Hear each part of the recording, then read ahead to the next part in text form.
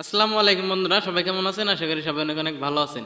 তো বন্ধুরা, যারা ইউটিউবে নতুন তারা অবশ্যই জানতে চান যে আসলে ইউটিউবের টাকা কিভাবে হাতে পাওয়া যায় বা ইউটিউবের টাকা কিভাবে উত্তোলন করা যায়। তো অনেকেই তো প্রশ্ন করে ফেলে যে আসলে ইউটিউবের টাকা কি বিকাশের মাধ্যমে ওঠানো যায় কিনা।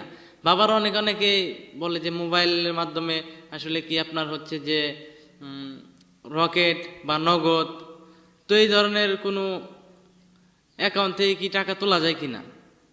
তো এটাই আপনাদেরকে আমি জানাবো, এবং কি আপনারা মোবাইল দিয়ে টাকাটা তুললে কিভাবে তুলতে পারবেন এটাও আমি আপনাদেরকে জানাবো। তবে যারা ইউটিউবে নতুন আছেন, এখন পর্যন্ত কোনো পেমেন্ট পান নাই, বা আপনি ইউটিউবিং নতুন করতেছেন বা করতে চলেছেন, তাহলে অবশ্যই আপনি এই বিষয়টা আপনার জেনে রাখা দরকার। তাই ভিডিওটা একদম ফার্স্ট থেকে লাস্ট পর্যন্ত না টেনে দেখবেন, তাহলেই ইউটিউব থেকে কিভাবে ইনকাম হয় এবং কিভাবে ইউটিউবের টাকাটা আপনি হাত পর্যন্ত পাবেন, তো এখানে কি কি স্টেপ আপনাকে ফলো করতে হবে, তো সবগুলো বিষয় নিয়ে আমি বিস্তারিত আলোচনা করব। তাই ভিডিওটা না টেনে একদম ফার্স্ট থেকে লাস্ট পর্যন্ত দেখার চেষ্টা করুন, তাহলে অবশ্যই আপনার এই ইউটিউব ইনকাম কিভাবে উত্তোলন করতে হয় বা ইউটিউবের ইনকাম কিভাবে হাতে আনবেন এটা নিয়ে আর কোনো আপনার ভিতরে কোনো কনফিউশন থাকবে না। তাহলে আপনি আপনার টাকা কিন্তু আপনি হাতে নিয়ে আসতে পারবেন। তো তাই ভিডিওটা কন্টিনিউ করতে থাকেন। তো বন্ধুরা, আপনারা যারা ভাবেন যে আসলে ইউটিউবের টাকা কি আপনার হচ্ছে বিকাশ বা নগদে উত্তোলন করা যায় কিনা, তো এটা করা যায় না। ইউটিউবের টাকা যদি আপনি আপনার হাত পর্যন্ত নিয়ে আসতে চান, তাহলে অবশ্যই আপনার এমন কোনো ব্যাংক অ্যাকাউন্ট করতে হবে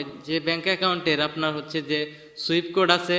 তো সেই সব ব্যাংক থেকে আপনারা টাকা উত্তোলন করতে পারবেন। যেমন আপনার বিকাশ, নগদ বা উপায় যে কোনো অ্যাকাউন্ট বলেন, সেই অ্যাকাউন্টগুলাই কিন্তু আপনার সুইফট কোড থাকে না। তো সুইফট কোড সেই সব অ্যাকাউন্টেই থাকে, বা ব্যাংক অ্যাকাউন্ট ছাড়া আপনার যে পার্সোনাল যে বিকাশ, নগদ, রকেট, তো এইসব বলেন, এগুলাই কিন্তু আপনার সুইফট কোড থাকে না। সুইফট কোড না থাকলে আপনার কিন্তু সেই অ্যাকাউন্টে কিন্তু টাকা ঢুকবে না। যদি আপনার বিকাশ, নগদ বা এইসব কোনো কিছু যদি আপনার সুইফট কোড থাকতো, তাহলে কিন্তু আপনি ইউটিউবের টাকাগুলো কিন্তু করতে পারতেন, উত্তোলন করতে পারতেন।